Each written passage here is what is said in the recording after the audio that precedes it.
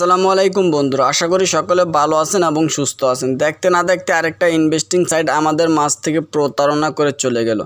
এই ইনভেস্টিং সাইটটার নাম হলো AF100BD। এই AF100BD একটা ইনভেস্টিং সাইট। এখানে আমরা অনেকে লক্ষ লক্ষ টাকা ইনভেস্ট করেছি, সেই টাকা মেরে আমাদের টাকা হাতিয়ে নিয়ে চলে গেল AF100BD।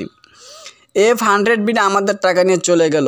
আমি সকলের কাছে অনুরোধ করব, দয়া করে কেউ নতুন কোনো ইনভেস্টিং সাইটগুলোতে ইনভেস্ট করবেন না।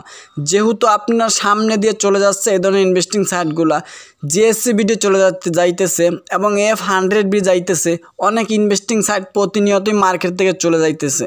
এই দৃশ্য দেখার পরও যদি কেউ এখানে ইনভেস্ট করেন, সেটা আপনার ব্যক্তিগত ব্যাপার। তবে আমার দিক থেকে মনে হয় যে কেউ নতুন করে কোনো ইনভেস্টিং সাইটগুলোতে ইনভেস্ট করবেন না। এই AF100BD আমাদেরকে অনেক লোভনীয় অফার দিয়েছে। আর হ্যাঁ, এই জিনিসটা অবশ্যই মাথায় রাখবেন, যেই কোম্পানিগুলো আপনাকে ইনকাম বেশি দিবে, ভালো ভালো অফার দিবে, বুঝে নিতে হবে এই সাইটটা অবশ্যই মার্কেট থেকে চলে যাবে।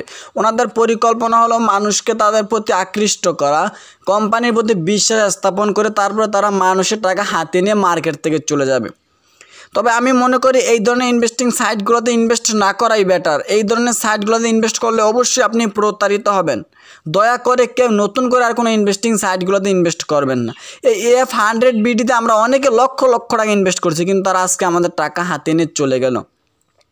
আবার GSCBDতেও আমরা অনেকে ইনভেস্ট করেছি, ওই GSCBDও এখন যাবে বাপ। তাই দয়া করে কেউ এই ধরনের ইনভেস্টিং সাইটগুলোতে আর কেউ ইনভেস্ট করবেন না। বাংলাদেশে প্রতিনিয়ত এখন নতুন নতুন সাইটগুলো আসতেছে, এসে আমাদের দুমতারাক্কা অফার দিয়ে তারপরে মার্কেট থেকে তারা চলে যাইতেছে। আমি মনে করি আমাদের সকলে আমরা একবদ্ধ হয়ে এই ধরনের ইনভেস্টিং সাইটগুলোর বিরুদ্ধে ব্যবস্থা নেওয়া প্রয়োজন। এদের বিরুদ্ধে মামলা করতে হয় আমাদের, তাহলে এই ধরনের সাইটগুলো শিক্ষা পেয়ে যাবে। প্রতারণা করার আগে অবশ্যই তারা ভেবে চিন্তে নেবে। তাই আমি সকলের কাছে অনুরোধ করবো, কেউ এই ধরনের ইনভেস্টিং সাইটগুলোতে নতুন করে ইনভেস্ট করবেন না। আমাদের চোখের সামনে দিয়ে কোম্পানিগুলো চলে যাইতেছে, তারপর আমরা কেন যে এই ধরনের সাইটগুলোতে ইনভেস্ট করি আমি বুঝতে পারতেছি না। আপনাদের কাছে আমার একটাই প্রশ্ন, এই যে ইনভেস্টিং সাইটগুলো চলে যাইতেছে, আমরা নিজ চোখে দেখতেছি, তারপর আমরা কেন এই ধরনের সাইটগুলোতে ইনভেস্ট করতেছি? তাই দয়া করে কেউ এই নতুন ইনভেস্টিং সাইটগুলোতে ইনভেস্ট করবেন না।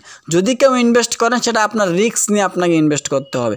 কোম্পানি চলে গেলে কাউকে আপনি এই ক্ষেত্রে দোষারোপ করতে পারবেন না। তো বন্ধুরা, যারা এই ধরনের সাইটগুলোতে ইনভেস্ট করেন, তারা অবশ্যই ভেবেচিন্তে তারপরে এখানে ইনভেস্ট করবেন।